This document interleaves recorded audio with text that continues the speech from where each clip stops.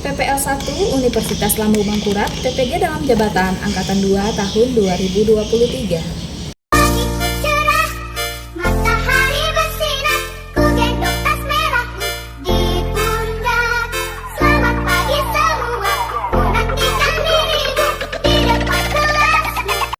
Di sini saya akan menggunakan mode pembelajaran Problem Based Learning atau PBL pada materi pelanggaran hak dan pengingkaran kewajiban.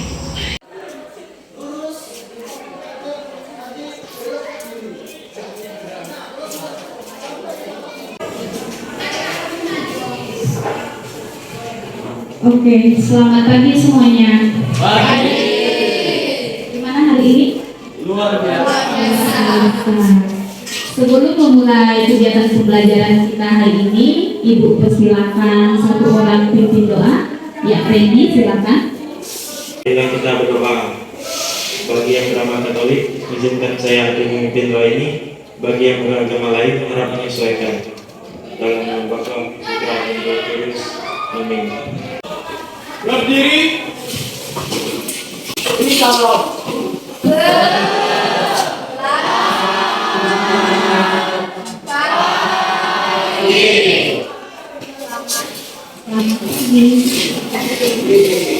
Sebelum memulai pembelajaran, Ibu akan mengabsen.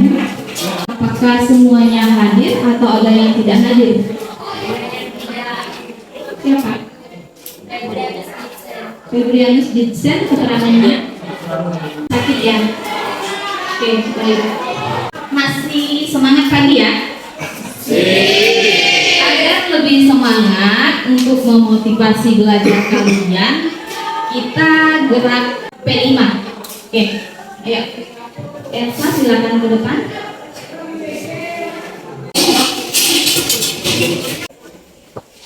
Belajar Pancasila, beriman dan bertakwa pada Tuhan yang Esa, dan berakhlak mulia, berkebinekaan global, gotong royong mandiri, kreatif dan bernalar kritis. Oke, silakan duduk. Sebelum masuk ke materi yang hari ini, minggu lalu kita belajar tentang apa? Faktor penyebab pelanggaran hak dan pengingkaran kewajiban. Ayo, siapa yang masih ingat faktor penyebab pelanggaran hak?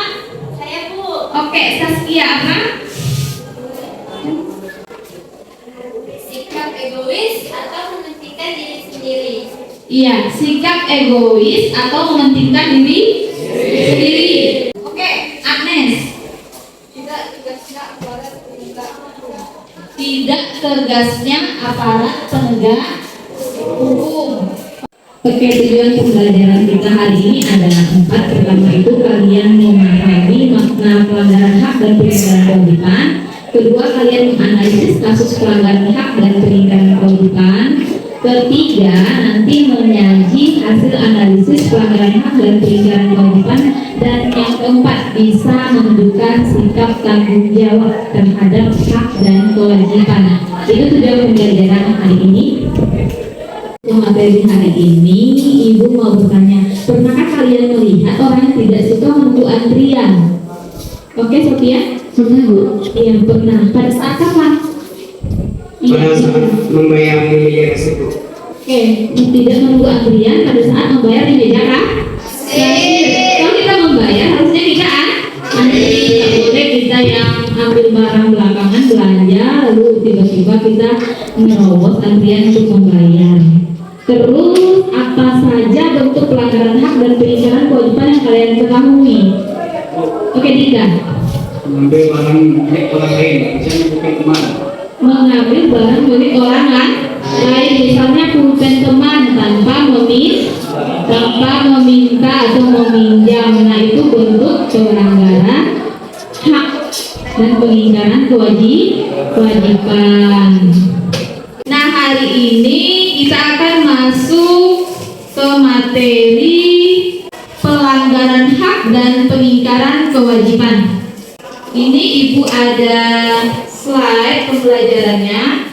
Silakan diperhatikan. Oke, coba. Ini materinya apa? Pelanggaran HAM dan peningkatan kewajiban. Iya, silakan dibuka di buku paketnya, itu halaman 136. Pelanggaran hak merupakan tindakan yang melanggar kebebasan hak orang lain. Jadi ada yang dilanggar di sini, yaitu kebebasan orang lain. Pengingkaran kewajiban, tidak mau atau menghindari kewajiban secara bertanggung jawab. Coba Elsa, apa salah satu kewajiban kamu sebagai pelajar? Belajar. Iya. Kalian sekarang ini mendapatkan Ilmu. Iya, mendapatkan ilmu atau mendapatkan pengajaran. Di sini ada kasus pelanggaran hak warga negara di dalam lingkungan sehari-hari. Pertama itu lingkungan keluarga. Oke, selanjutnya lingkungan yang kedua itu lingkungan sekolah. Selanjutnya di lingkungan masyarakat. Boleh nggak main hakim sendiri? Kenapa? Kenapa tidak boleh main hakim sendiri? Karena ada aparat penegak hukum yang berhak memproses, ya gitu ya. Contohnya nih, ada maling masuk ke lingkungan kita, lingkungan masyarakat atau di sekitaran komplek kita. Boleh nggak kita main gebuk di tempat? Nggak boleh kan?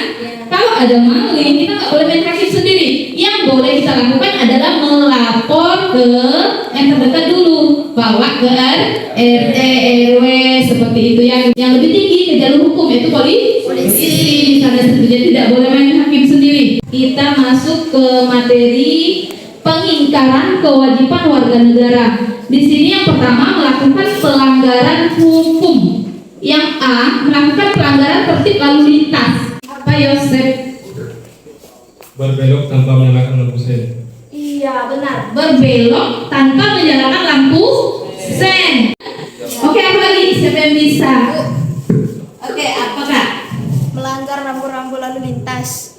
Iya, melanggar Rambu-rambu lalu lintas. rambu-rambu lalu lintas. Ya, sebenarnya misalnya harusnya lampu merah kamu berhenti, tapi dia tetap laju. Nah, itu juga paksa terjadinya kecelakaan. Oke, sampai di sini ada yang mau ditanyakan? Apa yang dimaksud dengan kekerasan berbau sara? Kekerasan berbau sara. Ada yang bisa nggak? Sara itu adalah suku, agama, ras, dan antar golongan. Jadi kekerasan berbau sara itu adalah kekerasan yang berdasarkan perbedaan suku, perbedaan agama. Misalnya kita diintimidasi untuk tidak bisa melaksanakan hak kita. Misalnya tidak boleh melaksanakan ibadah. Tapi ada berapa agama? Agama berhak dan bebas melaksanakan agamanya masing-masing. Oke. Untuk menambah pemahaman kalian tentang kasus pelanggaran hak dan pengingkaran kewajiban, ada film pendek ya. Silakan disimak berkaitan sama tugas kalian juga. Suatu sekolah terjadi sebuah pelanggaran HAM. Pelanggaran tersebut dilakukan oleh 4 orang siswa nakal terhadap siswa lainnya. Apa saja pelanggaran HAM yang mereka lakukan? Ya, kalian perhatikan ini.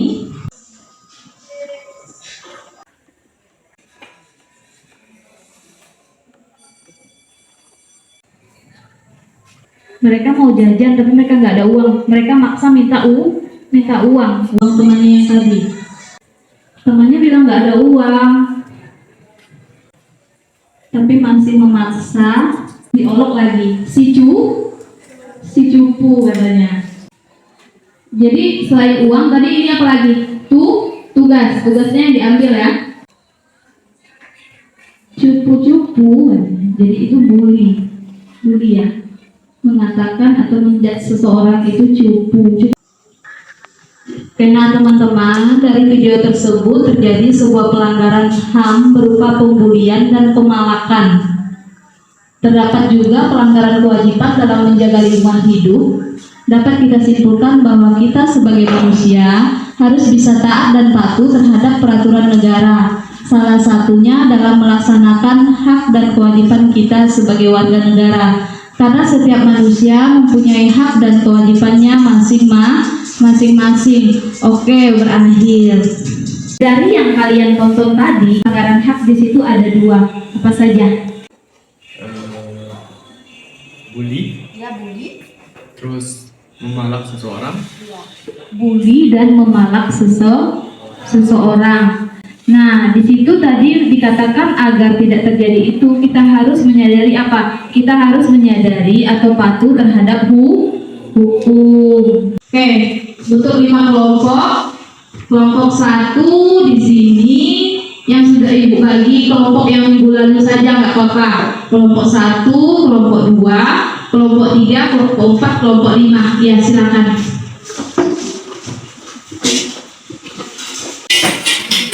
Siapkan. Nah, ini ibu akan membagi atau mengundi untuk kelompok 1 perusakan fasilitas umum, kelompok 2 pelanggaran lalu lintas, terus kelompok 3 perlindungan, 4 kekerasan berbau sara. Oke, berarti kelompok 5 tawuran ya.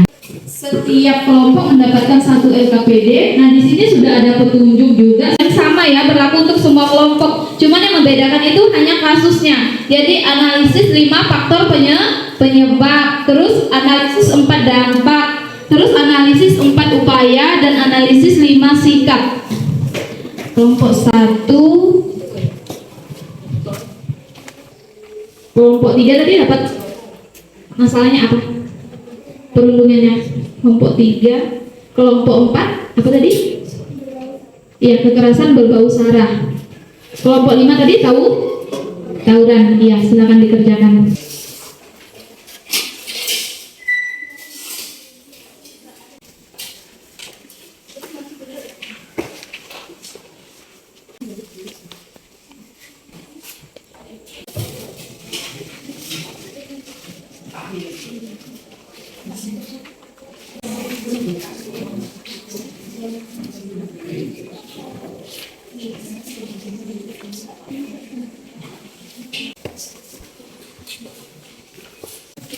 Oke, semuanya paham ya?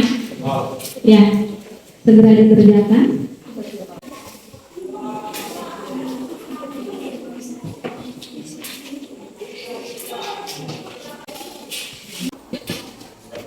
Ada yang kesulitan? Ya. Iya, teman-teman tulis di sini dulu sesuai dengan pertanyaan tadi. Ada yang mau ditanyakan? Bisa ya? Oke, kelompok 1 ya sudah nomor 2. Kelompok 2 sudah nomor berapa? Sudah nomor 2. Oke, berarti 2 nomor lagi ya. Iya, waktunya 10 menit lagi ya. Kelompok 4 ya. Kelompok 3 nomor berapa dah Kak? Ya, oke, 2. Nah, 2 berarti kalian cari 4 dampak dari tawuran. Nah, itu ya, kata kuncinya 4 dampak tawuran, seperti itu.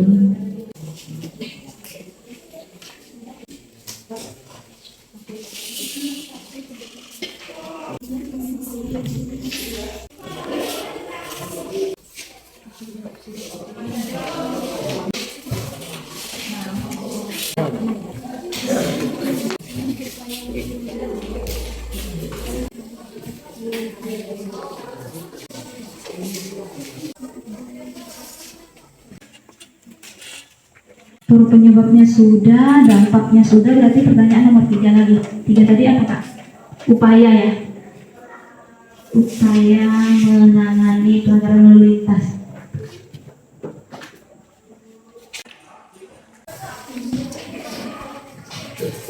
Oke, sudah semuanya? Sudah ya? Kelompok 1 sudah? Kelompok 2 sudah? Kelompok 3? Sudah. 4? Kelompok 5? Sudah ya. Kalau sudah, kita akan presentasi di depan cuman salah satu kelompok saja. Siapa yang bersedia kelompoknya untuk tampil ke depan? Siapa? Oke. Kelompok kelompok 2. Tadi kelompok 2 apa? Pelanggaran? Iya. Oke, silakan maju ke depan. Yang lainnya lembar kerjanya disatuin, dikumpulkan. Silakan dimulai. Baik, selamat pagi. Kami dari kelompok 2 ingin mempresentasikan hasil diskusi kami. Sebelum itu, saya memperkenalkan nama saya Reno Dermawan sebagai moderator. Saya Randy sebagai ketua kelompok. Saya Saskia Stiwanti sebagai sekretaris. Saya Yusuf Puryadi sebagai penyaji. Saya Safira sebagai anggota kelompok. Baik, hasil diskusi kami. Nomor 1, analisis 5 faktor penyebab pelanggaran lalu lintas. 1. Kenakalan. 2. Penyebab kecelakaan.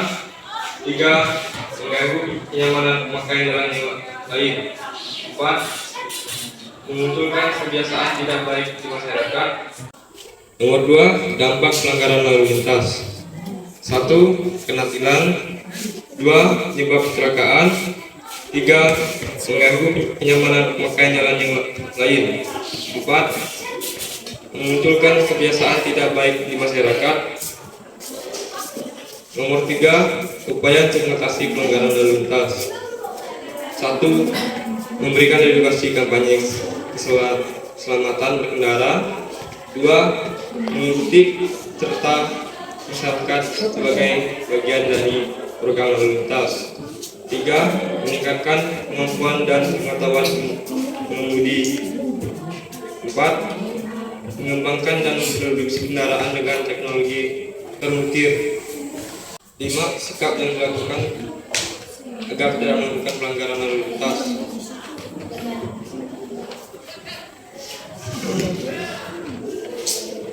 Menggunakan helm saat berkendara, tidak menerobos lampu merah, menaati aturan lalu lintas, menggunakan spion pada kendaraan bermotor maupun mobil, tidak menggunakan grafik bising, dan usahakan menggunakan kalper standar pabrik.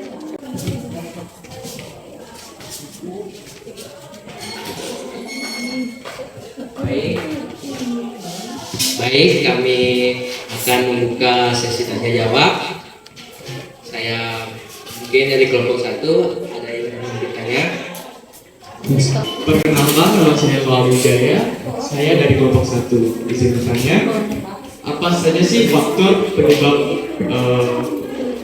pelanggaran lalu lintas? Terima kasih.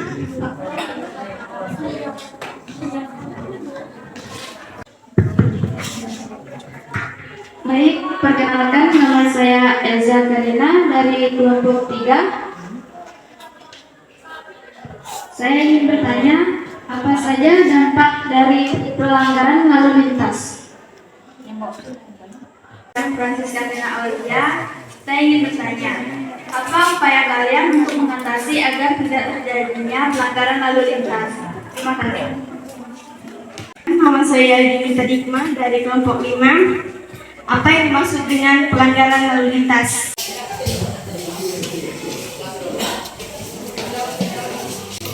Baik, saya akan menjawab pertanyaan dari kelompok 1, yaitu dari Aldi.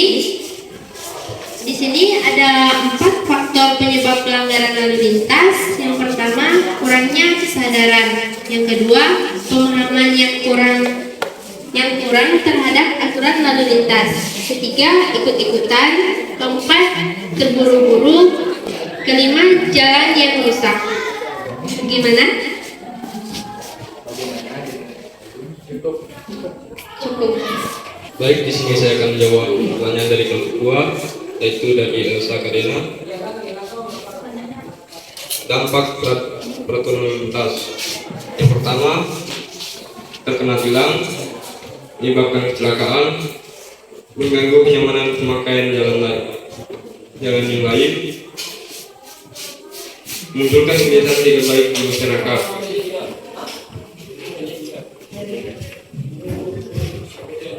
Baik, saya akan menjawab pertanyaan dari kelompok 4. Upaya mengatasi pelanggaran lalu lintas. 1. Memberikan edukasi dan kampanye keselamatan berkendara. 2. Mengikut sertakan masyarakat sebagai bagian dari program lalu lintas. 3. Meningkatkan kemampuan dan pengetahuan pengemudi. 4. Mengembangkan dan memproduksi kendaraan dengan teknologi ternuklir.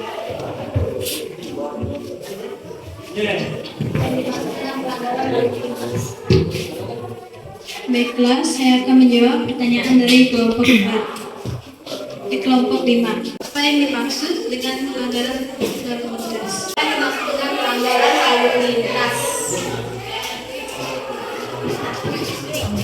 Berarti itu pengertiannya. Pengertian pelanggaran lalu lintas menurut kelompok kalian itu apa? Coba. Pelanggaran lalu lintas adalah pelanggaran yang dilakukan pengendara bermotor maupun bermobil yang melanggar aturan yang telah diterapkan oleh pihak berwajib. Gimana kelompok 5? Jadi pelanggaran lalu lintas yaitu perbuatan pelanggaran yang dilakukan oleh pengemudi baik umum atau pejalan kaki yang tidak sesuai dengan aturan. Itu yang dimaksud dengan pelanggaran lalu lintas. Iya, tadi juga sudah dijelaskan dan ditanyakan apa dampak, apa penyebab, apa upaya. Oke, Ibu serahkan ke moderator lagi. Sekian dari kelompok kami pamit undur diri. Terima kasih. Oke, beri tepuk tangan kelompok 2 silakan duduk. Ya, tadi kita sama-sama sudah mendengarkan presentasi dari kelompok 2. Ayo, coba siapa yang bisa menyimpulkan dari materi kelompok 2 tadi? Iya, Elsa, silakan Elsa. Kesimpulan dari pelanggaran lalu lintas yang dibahas kelompok 2. Kesimpulannya, menaati peraturan lalu lintas dan mematuhi tata tertib tersebut. Oke, itu agar tidak terjadi pelanggaran lalu lintas. Nah, ini kesimpulan dari audiens ya, dari peserta tadi. Sekarang kelompok 2. Coba apa yang bisa kalian simpulkan dari kasus pelanggaran pengingkaran kewajiban yang kalian diskusikan tadi? Ya, siapa yang mau memberikan kesimpulan? Kita harus menaati peraturan yang berlaku. Oke. Sekarang Ibu mau dari kelompok 1, coba satu orang yang menyimpulkan dari masalah yang telah Ibu diskusikan tadi. Kesimpulannya adalah pelanggaran lalu lintas dapat berakibat fatal bila tidak dipatuhi. Oke.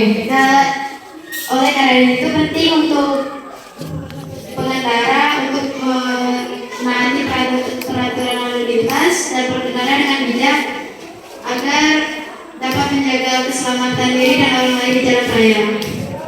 Oke. Terima kasih untuk kelompok 1. Bukan dari pelanggaran lalu lintas yang temanku diskusikan tadi. Silakan. Kesimpulannya adalah agar kita bisa mengendarai motor atau mobil dengan berhati-hati dan saat membelok harus menghidupkan lampu sin dan di saat lampu merah harus berhenti agar tidak terjadinya kecelakaan.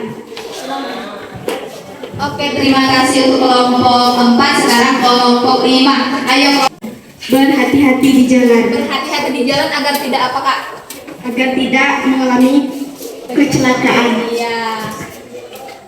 Oke, nah itu kesimpulan tentang pelanggaran lalu lintas. Tapi tadi kan sudah ada tugasnya masing-masing yang di LKPD. Nah, dia juga sudah menjawabnya dengan tepat karena sudah berdasarkan petunjuk juga di situ, ya. Nanti silakan dikumpulkan untuk pemahaman hari ini. Ibu memberikan tes masing-masing 1 orang. Centang dia yang benar, jika itu salah silakan centang dia salah, ya. Pernyataan yang pertama Ibu kasih contoh, hak adalah sesuatu yang harus atau mutlak dilakukan oleh setiap orang. Benar apa salah? Hak itu harus dilakukan atau diterima? Diterima, berarti pernyataannya? Ya, salah. Karena yang harus dilakukan itu adalah kewajiban. Kalau hak itu harus kita terima. Nah, jangan terkecoh. Jadi jangan asal centang, ya. Ya, nama-nama saja nama. Ini sebenarnya mudah hanya mencentang benar atau salah. Tapi yang perlu dicermati adalah pernyataan dari pernyataan itu, apakah benar dan atau salah, ya. Sudahkah? Kalau sudah, kolektif saja. Ketua kelompoknya kumpulkan ke depan. Yang penting sudah dikasih nama.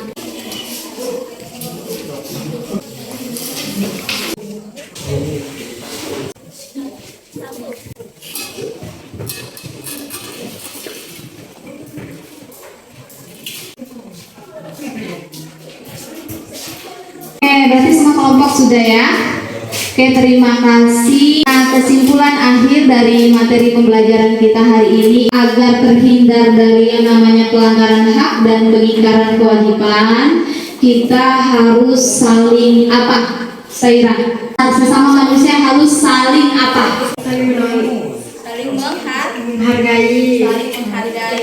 Kalau kita ingin dihargai, kita juga harus apa, Pak? Ya, harus menghargai, nah, agar terhindar dari yang namanya pelanggaran hak dan pengingkaran kewajiban. Nah, ini Ibu mau refleksi sebentar, waktu kita masih kurang lebih 5 menit. Refleksi, coba Aldi, dari proses belajar hari ini, apa yang kira-kira akan Aldi lakukan di lingkungan atau di kehidupan sehari-hari? Dari proses belajar hari ini, hal yang akan saya lakukan dalam kehidupan sehari-hari adalah lebih menghargai dan menghormati hak orang lain agar tidak terjadinya pelanggaran hak. Terima kasih.